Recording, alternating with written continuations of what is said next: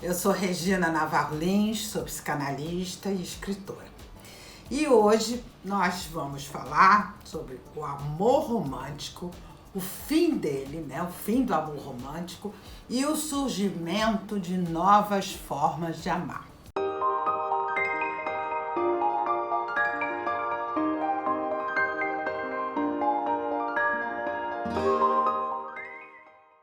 Em primeiro lugar, é importante a gente saber que o amor é uma construção social. Em cada período da história, ele se apresenta de uma forma. É totalmente diferente o amor na Grécia clássica, do amor na Idade Média. O amor no século XVIII, por exemplo, se tornou ridículo. Ninguém queria ser escravo das emoções.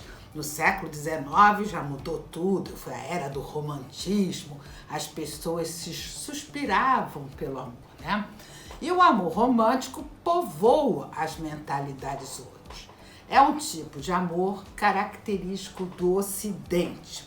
Ele surgiu no século XII. Desde que o cristianismo se instalou, até o século XII, não podia haver um amor recíproco de uma pessoa por outra. No século XII, o surgimento do amor romântico foi uma revolução. As pessoas podiam amar uma a outra, mas o amor não entrava no casamento. O amor romântico existia, mas sempre à distância. O amor era considerado uma coisa o casamento era considerado uma coisa muito séria para entrar o amor. Então, isso veio vindo, o amor impossível no casamento, No século XIX passou a ser uma possibilidade, mas o amor entrou para valer no século XX. No meados do século XX, muito incentivado pelos filmes de Hollywood. Bom, a gente tem que entender que em cada época a mentalidade de uma forma. Então, o que é mentalidade? Mentalidade são os anseios, comportamentos, ideais de cada período da história, em cada momento. Então, para a gente entender nosso percurso, todas essas mudanças começaram a acontecer no pós-guerra. A guerra acabou em 1945, a Segunda Guerra Mundial, e a partir de então, os jovens americanos, teenagers, começaram a questionar os valores dos pais. Afinal de contas, a guerra tinha deixado uma ameaça da bomba atômica, a Guerra Fria, e a destruição de Nagasaki e Hiroshima, pela bomba atômica. Então, os jovens não queriam aquilo e começaram a questionar os valores dos seus pais e da sociedade. Nos anos 1950, surgiu a geração Beat, jovens escritores americanos que percorriam os Estados Unidos, com novas ideias. Autores como Jack Kerouac, Allen Ginsberg, que escreviam e não aceitavam os valores tradicionais. Nos anos 1950 mesmo, surgiu o rock and roll, que foi uma grande mudança, As pessoas eram todas duras e o Elvis Presley no rock and roll sacudia os quadris. Aquilo foi considerado tanta imoralidade que a televisão foi proibida de focalizá-lo da cintura para baixo, Bom, mas faltava alguma coisa para uma liberação maior. E o que veio foi a pílula anticoncepcional, que dissociou o sexo da procriação e aliou o sexo ao prazer. Porque o sexo até então era considerado fundamental na procriação, mas para o prazer, nem pensar. Bom, aí essa pílula, quer dizer, essa grande novidade, que foi um marco na história, permitiu os movimentos de contracultura, movimento hippie, movimento feminista, movimento gay, toda a revolução sexual. Então, houve uma mudança profunda na nossa história, Bom, por que eu critico o amor romântico? Quais são os prejuízos desse tipo de amor? Primeiro, que o amor romântico é calcado na idealização. Você conhece uma pessoa, atribui a ela características de personalidade que ela não possui, mas na convivência é impossível manter a idealização. Então você começa a perceber aspectos na pessoa que você não admira, que você não gosta, e em grande parte dos casamentos vem o desencanto, a decepção. Mas não é só isso. O amor romântico, ele prega que as duas pessoas vão se transformar numa só, ou seja, não há individualidade entre elas. Ele prega que um vai ter todas as necessidades atendidas pelo outro, que não existe nada em que interesse se o amado ou a amada não estiver presente. E traz uma mentira muito dolorosa que gera muito sofrimento, porque o amor romântico prega que quem ama não se interessa por mais ninguém, não tem interesse por ninguém, não transaria com ninguém. Isso gera sofrimento porque se uma pessoa descobre que seu amado ou sua amada se relacionou com alguém, o sofrimento é enorme, porque ela fica certa, convencida de que não é amada. Bom, então a gente vem vindo com esse tipo de amor e a partir de toda essa mudança, né, todos esses movimentos, o amor também passou a ser questionado, né? O amor romântico, que causa todos esses prejuízos, por sorte, está dando sinais de que está saindo de cena. As mentalidades, a mudança de mentalidade não se dá de uma hora para outra, nem atinge todo mundo. Ela vai atingindo um grupo aqui, outro grupo ali. Pode demorar algumas décadas para ver uma mudança. E no amor é a mesma coisa. Então, esses sinais do fim do amor romântico, olha, gente, é muito importante saber que amor romântico não tem nada a ver com mandar flores, tá? Mandar flores, dançar olho no olho, jantar à luz de velas, levar um café na cama do amado, da amada, é tudo ótimo. O amor romântico, porque as pessoas confundem muito isso. O amor romântico é um conjunto de expectativas ideais, que diz o que você tem que fazer, o que se espera, como tem que agir, é aquela coisa toda pronta, né? Bom, então, as pessoas, ele está dando sinais de sair de cena, porque hoje o que caracteriza a nossa época é a busca da individualidade. É uma grande viagem para dentro do ser humano. Todos querem saber seu potencial a desenvolver, suas possibilidades na vida. E essa busca da individualidade bate de frente com os ideais do amor romântico. Não se esqueçam que o amor romântico prega a não individualidade, quando diz que os dois têm que se transformar num só.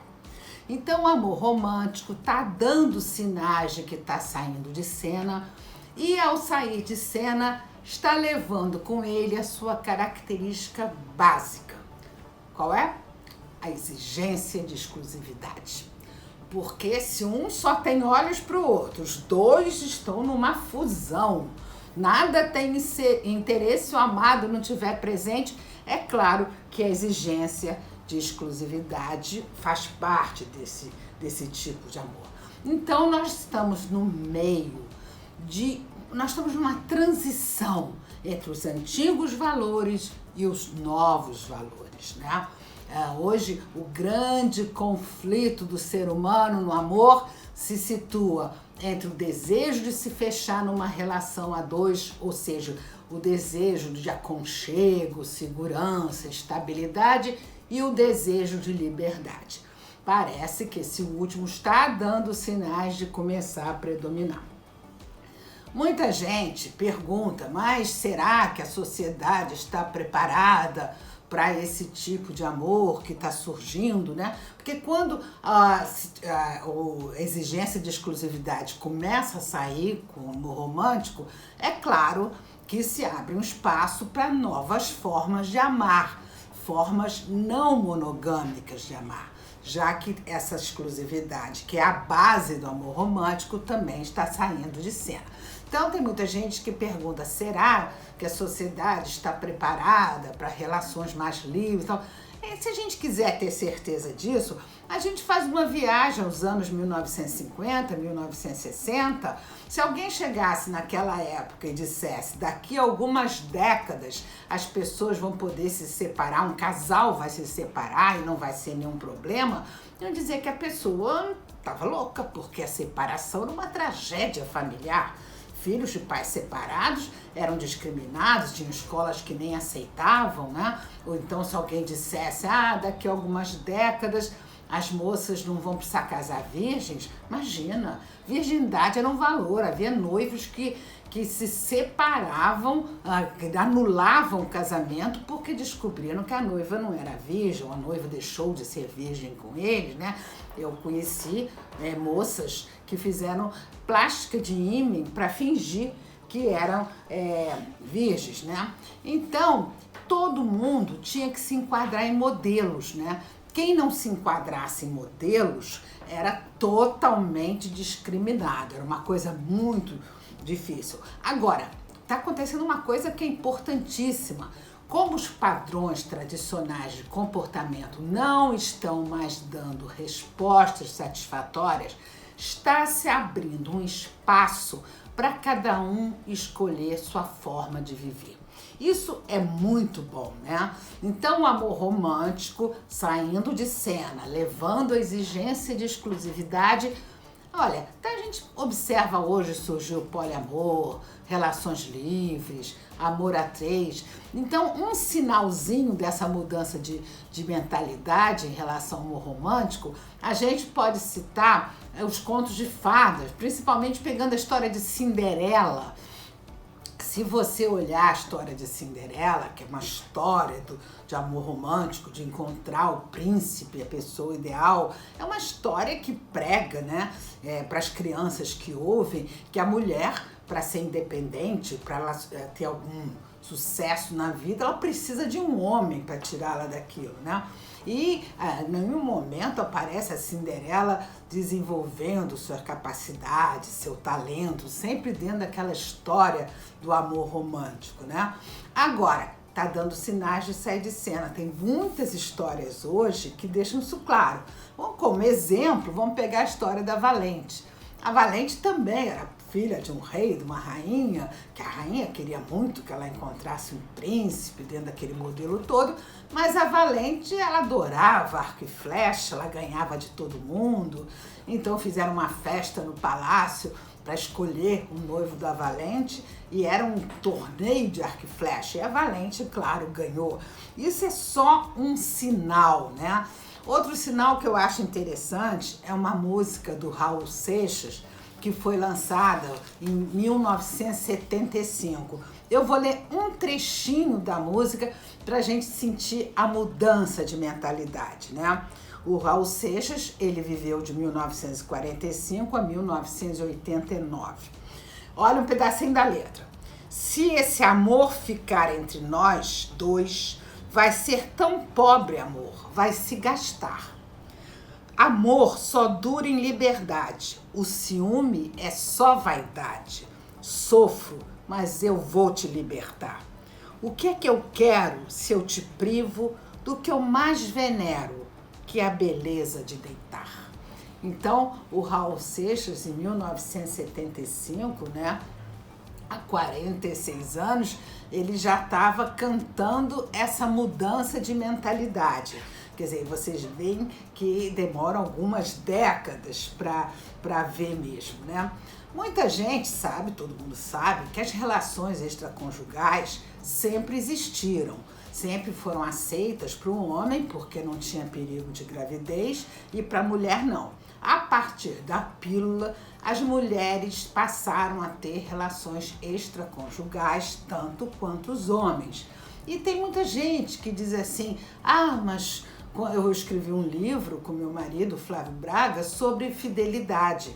E na pesquisa do livro, eu procurei colegas da minha profissão que escreveram sobre o tema e fiquei muito impressionada, porque eles dizem assim, se traiu uma palavra que eu não uso há muito tempo, né? Porque é impossível uma discussão isenta sobre monogamia ou não monogamia, usando uma palavra tão pesada, tão negativa, tão pejorativa, né? Mas eu fui procurar e fiquei surpresa, porque os meus colegas de profissão que trabalham esse tema e que eu encontrei os livros, eles dizem assim, se traiu é porque a relação vai mal, se traiu é porque o amor acabou, a mulher se trair é porque ela tá magoada. E eu escrevi no livro, né, que se chama Fidelidade Obrigatória e Outras Deslealdades, eu escrevi o seguinte, olha, pode ser até um caso ou outro, mas na imensa maioria das vezes as pessoas têm relações fora do casamento por um único motivo: variar é bom. E quem não sabe disso? Então, William Reich, que foi um grande psicanalista na primeira metade do século XX, ele dizia assim, ninguém critica uma pessoa por não querer usar a mesma roupa todo dia. Ninguém critica uma pessoa por não querer comer a mesma comida todo dia. Por que vai criticar por não querer fazer sexo só com uma pessoa todo dia, a vida inteira, né? Quer dizer, 30 anos, 40 anos. Bom, aí a gente chega no maior desafio vivido pelos casais atualmente. De 6 anos para cá, 5, eu comecei a receber muitas perguntas nas redes sociais, pessoas que participam das lives, muitas questões e também muitos casais marcando hora no consultório com um conflito que eu nunca tinha visto antes. O casal chega no consultório e qual é o conflito? Uma das partes propôs a abertura da relação e a outra parte arrancou os cabelos. E isso começou a acontecer com tanta frequência que eu acabei escrevendo o livro Novas Formas de Amar para trabalhar essa questão, né? Um livro que eu lancei em 2017, né? Hoje no Ocidente se discute muito monogamia versus não monogamia. Então existem perguntas do tipo, será que a monogamia realmente é superior à não monogamia? É um caso a se pensar, será por que a monogamia é superior? Mas existem trabalhos que mostram, por exemplo, a Universidade de Michigan fez um estudo, uma pesquisa, e mostrou que até os psicólogos, pesquisadores que trabalham nessa questão, que fazem pesquisas sobre a monogamia, não monogamia, eles vão inconscientemente já colocando a monogamia como superior. Então vocês veem como isso está arraigado, né? Porque essas questões, e como a questão do amor romântico, a gente é condicionado desde que nasce. Entram por todos os poros, pelas músicas, pelas novelas, pelos filmes, pela publicidade. A gente vai absorvendo tudo desde muito cedo. O condicionamento cultural é tão forte que a gente chega à idade adulta e não sabe mais o que a gente deseja ou o que aprendeu a desejar, né? Então, a gente sabe que a monogamia é um imperativo na nossa cultura. Quando se fala hoje em abrir a relação, que é uma grande questão, né? Como eu vi no consultório e por tudo que eu recebo, cada vez mais pessoas, o que eu mais recebo de questões para levar para as lives, é assim, que eu digo para o meu marido que eu quero abrir a relação? O que eu digo para minha namorada que eu quero abrir a relação? Essa é uma grande questão, mas vamos falar um pouquinho dela mais para frente, né? Então, o que acontece é o seguinte, muita gente diz assim, vale o que está combinado. Mas, gente, ninguém combina a monogamia. Isso é um imperativo tão forte na nossa cultura que eu nunca vi na minha vida um casal, ou 2 homens, ou 2 mulheres, ou um homem e uma mulher, começarem a namorar, um sentar na frente do outro e dizer, vamos combinar? Eu só transo com você, você só transa comigo. Isso não existe, eu nunca vi nada parecido, porque já está implícito, já é um imperativo e ninguém pensa diferente. Em relação a muitas pessoas acham um absurdo essa coisa de relação aberta, de não monogamia, acham que isso são relações superficiais, tal, você amar mais de uma pessoa. Não, eu sempre pergunto assim, gente, você não tem 3, 4 amigos? Você não pode ter 2, 3 filhos? Se você tem 3, 4 amigos, você não ama esses seus amigos? Você não conta com eles a qualquer momento? Amigos que você realmente se sente amada por eles? Por que quando tem uma relação amorosa, erótica, não pode? Né? É uma questão a se pensar, né? Bom, então tem aquela questão. É possível controlar o parceiro? Não, não é possível controlar ninguém. Isso é uma ilusão. Eu estou falando em termos dessas relações extraconjugais que sempre existiram, né? Mas ninguém contava para ninguém, era tudo escondidinho. Não, o Picasso, grande artista, né, espanhol, ele tem uma história muito interessante dele, que ele casou com uma das modelos dele, a Fernanda, e ele era tão ciumento, ele queria tanto controlá-la, que ele escondia os sapatos todos dela. Ela não tinha como sair de casa sem sapato. E não adiantou nada, eles ficaram 9 anos juntos, não adiantou nada, que ela se apaixonou por um artista italiano e foi embora. E eu tenho um caso no consultório também, para mostrar que ninguém controla ninguém. É um paciente, advogado, que eu atendia, casado com a mulher mais ciumenta do mundo, que controlava ele, não fazia nada, acordava às 10 horas da manhã, daí em diante passava a controlá-lo. E da terceira sessão ele me conta o seguinte, que ele sai de casa todo dia às 15 para as 7 da manhã, como a mulher só sai às 10, ela nem vê, mas ela sabe que ele sai, desculpa geral, é muitos processos no escritório, e me conta que todos os dias passa na casa da namorada, toma café com ela, transa. Quando ele chega às 10 horas da manhã no escritório, a mulher começa a ligar para controlar com quem você almoçou, quem sentou do teu lado, o que você comeu, enfim. Ele já passou na casa da namorada, já ficou 2h30 lá com a namorada. Então, ninguém controla ninguém, né? Eu acho assim incrível porque as pessoas estão querendo muito abrir a relação, e eu recebi um paciente que ele me procurou e me disse o seguinte: eu vim aqui só para você me ajudar a resolver uma questão. Ele é casado, tem 3 filhos, adora a mulher, diz que fazem sexo todo dia, se gostam muito, mas ele resolveu propor à mulher eles abrirem a relação, porque ela teve pouca experiência e tal. Ela disse, tá bom. 2 meses depois ele descobriu que ela estava tendo um caso. Aí ele chegou no meu consultório e falou, olha, eu me desesperei, eu morri de ciúme e eu quero que você me ajude a não sentir isso. Porque eu acredito que as pessoas têm que ter liberdade, mas eu não quero sofrer com isso. Bom, o que são essas relações livres que estão se abrindo na medida que o amor romântico está saindo? A gente vê, por exemplo, relações livres. Existe um grupo no Rio Grande do Sul, em Porto Alegre, o RLI, né? É um coletivo RLI. É um movimento Relações Livres do Brasil, que iniciou em 2006. E os autores, eles escreveram um livro, né? O livro se chama Relações Livres, uma introdução, pelo coletivo RLI. Eu vou ler um pedacinho do que eles dizem no livro. Na orelha do livro, eles já falam assim: já pensou namorar mais de uma pessoa ao mesmo tempo? Contar para seu parceiro ou parceira que acaba de conhecer uma pessoa maravilhosa e avisar que vai sair com ela sem que isso seja uma afronta ou uma ameaça? Por que não? Podemos nos relacionar sexual e afetivamente com mais de uma pessoa simultaneamente. Os autores e as autoras desse livro vivem essa realidade, né? E contam como as relações funcionam. Bom, aqui no segundo tópico eu botei assim, o que são as relações livres?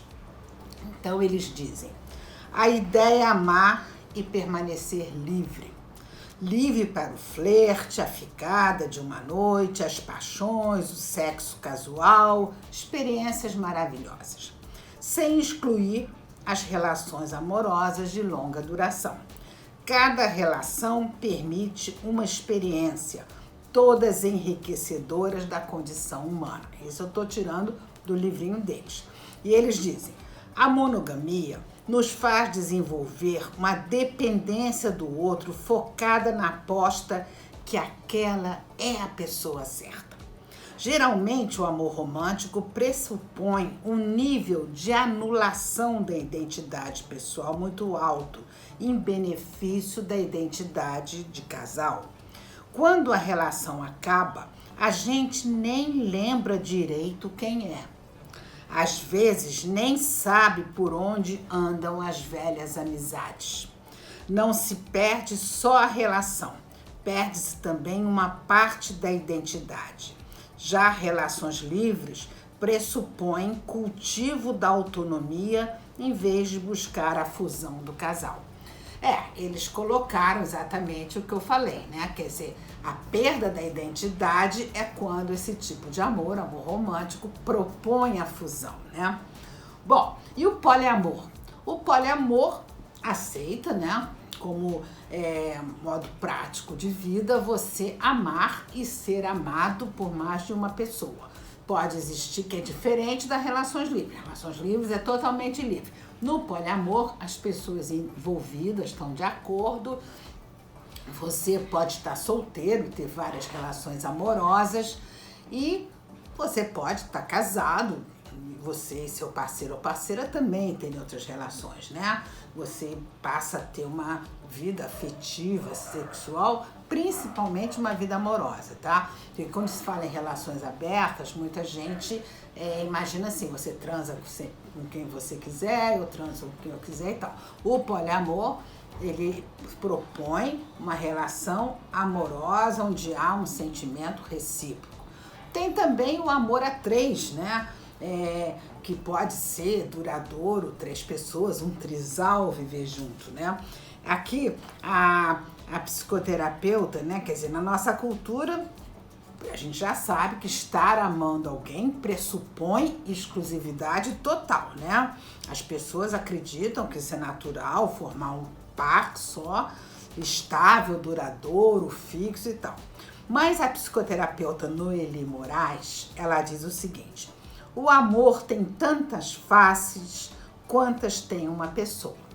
Não somos seres com uma única dimensão. Nossa identidade não é um produto unificado e acabado. Temos necessidades variadas e contraditórias que às vezes se expressam em diferentes envolvimentos com diferentes pessoas, sem se esgotar numa única forma. Há relacionamentos amorosos baseados no compromisso e em projetos comuns, como casamento. Outros com ênfase no aspecto erótico, outros em afinidades intelectuais, ou algumas sobrevivem à distância ao tempo, outros exigem proximidade e assim por diante. Bom, o que eu mais ouço no consultório? Assim, no consultório, e tenho que lembrar, nas lives, as mensagens que mandam, nas pessoas que me escrevem porque leram meus livros, o que eu mais ouço? O que eu digo pro meu marido que eu quero abrir a relação? O que eu digo pra minha namorada que eu quero abrir a relação? Ou então, sou casada, amo meu marido, não quero me separar, mas quero transar com outros homens. Então, essa é a questão. O que eu digo? Gente, o negócio é o seguinte, isso tudo é muito novo. Sempre vai ter gente que vai dizer assim: nos anos 70 as pessoas tinham relações abertas, transavam com várias pessoas ou transavam em grupo. Tudo bem, mas nos anos 70, né, com a revolução sexual, havia isso, mas eram grupos pequenos. Eu acredito que agora nós estamos diante de um futuro, né, de uma tendência de que esse tipo de relação vá predominar. Acredito que daqui a algumas décadas, muito menos gente vai querer se fechar numa relação a dois e muito mais gente vai optar por relações múltiplas, né? Agora, Essa questão de abrir relação, o que eu tenho observado, que mais mulheres estão querendo propor aos seus maridos e namorados abrir relação. Os homens, quando querem abrir relação, tem atendido vários casos assim, eles propõem às suas mulheres, mas querem estar sempre junto. Não querem fazer nada separado, que elas tenham vida própria. Então, eu acho que o futuro das relações vai depender muito mais de todos se livrarem dos padrões, dos comportamentos do passado, do que se acostumar ou absorver um novo presente, né? Onde cada um possa escolher a sua forma de viver. Não estamos falando em substituir um modelo por outro. O modelo de casamento da nossa cultura não funciona bem, porque ele é calcado no controle, na possessividade, no ciúme e no desrespeito à individualidade do outro. Então, o mais importante de tudo é que cada um possa escolher a sua forma de viver. Estamos na segunda semana liberal e eu gostaria de agradecer a Marina, o Márcio e o Sexlog por esse convite. Até mais!